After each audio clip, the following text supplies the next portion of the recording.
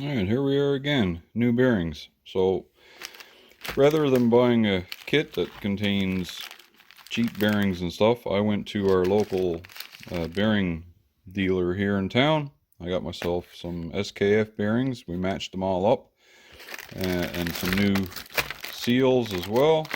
I'll put the part numbers and all that in the description, or attach it to this video.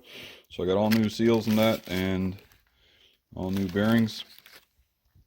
And the SKF bearings are known in the industry to be some of the best bearings around. So I'll replace those. A standard kit that you can buy, a bearing replacement kit, is around $70, $75. Grand total on this was $115. So $115 for top of the line bearings and seals. So hopefully everything lines up, matches up good, and it lasts a lot longer than what the originals did. Alright, here we go. Seal on them here. I was told I could pull them out. I think I'm just going to leave them there. It'll keep some dirt out just in case water and stuff gets back in. I spoke to the rep about it at this bearing place, and they said usually if it's in an oil bath, which I guess it is here with the Diff fluid and that, you can just pull the seals out of them. But they said it really doesn't make a difference. These are meant to be, I guess, driven dry because they're filled with a lubricant, and then the seals are put in. So I'm just going to leave the seals there.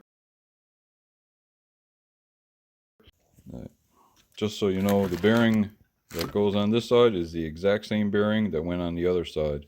So there's two bearings here that are identical. There's a different one for the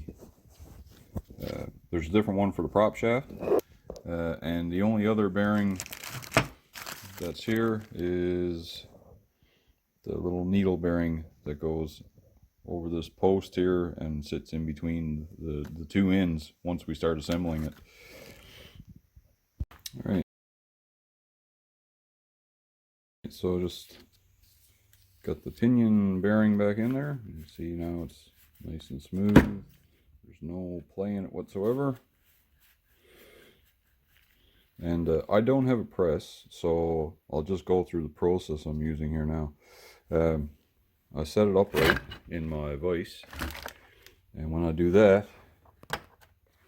I just took a couple of the old bearing races and put over top of it, and then over the top of those bearing races I have a very large socket, and basically just hitting it with my trusty old maul, just making sure, very light taps, just little bits at a time. Alright, so next up on this is the oil seal. So we got a new oil seal here. So put that there.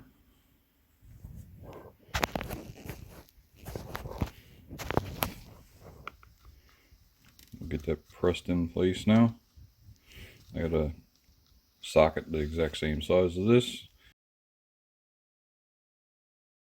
and lightly tap it in until it's seated. Alright, so we have the seal in place, and there's now a little bit more snug, but it can still rotate around. Nice and snug. So next we got this one here in, so we're going to have to put the cover back on here, and then we'll put the seal in this, and there's a little O-ring goes around here. So normally what I do is I take a little bit of motor oil or gear case oil and rub it around, rub it all around here, and then plunk that back together and bolt it down.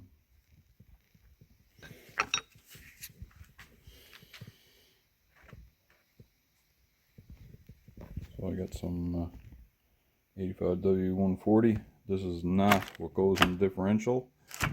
This is from another project I was doing, but It's really tacky, and I find it great for seals. Rub this around here.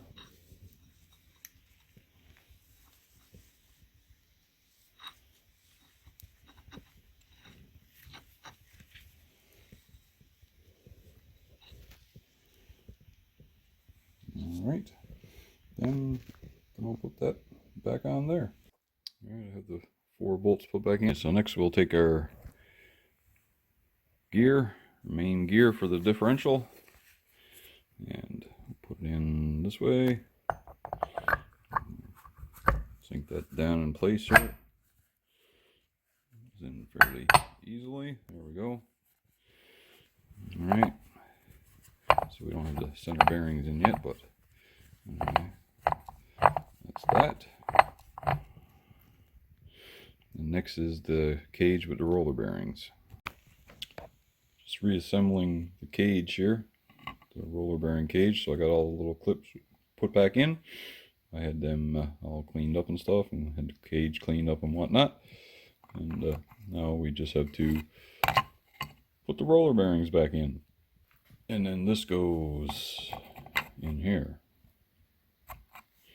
So I'll line up all the roller bearings now and reassemble this. The roller bearings don't snap in, by the way. They just kind of lay here in place, like so. They don't snap in anyway. So basically, you got to do a row, hold them in place, slide it down, and then add the second row and slide it in fully. That's 1 row of bearings in place. You can see, you just slide them down to about there, and then you start adding your second row, and then you slide it in fully. Alright, so they're all in place now. Get the wool from my glove after. And it's just a matter of letting it go and sliding it in place. And there you go, easy as that. So this bearing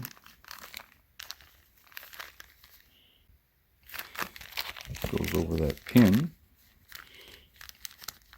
and then the 2 halves, this half and this half, they slide together with this in the middle, sandwiched between them.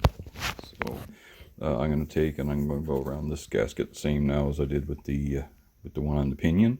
I'm going to take a little bit of this. This stuff is a little bit sticky. It's kind of the consistency of molasses. So I'll take that and put it on my finger, and I'll just go around the seal on the outside. So when I put the 2 halves together, that gasket will seal up nicely. So anyway, I got those 2 seals on. I got to put the seal on the end here, and then the differential is done. I'm going to fill it up actually with oil on the bench, the proper oil on the bench, and it's easier to get the levels correct and all that before I put it together. I'll be able to give it a few spins to get everything flowing. There's no fluid in there right now, so you can hear the gears mashing, but there's also 0 play in anything here, so that problem I believe we have resolved.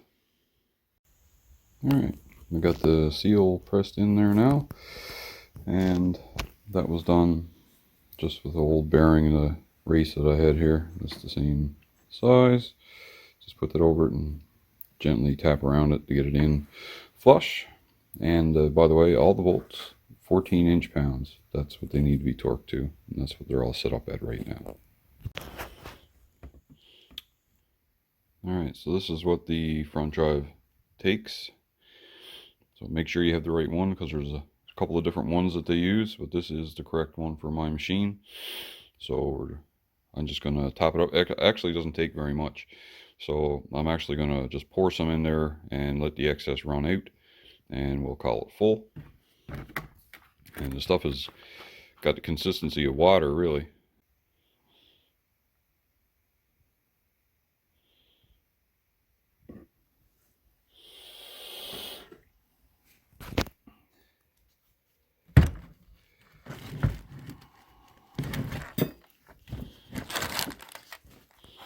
Alright, so there it is running out. My rag there, so when it stops running, very important to have the differential very level. You don't want it tipped back on anything. And there we go.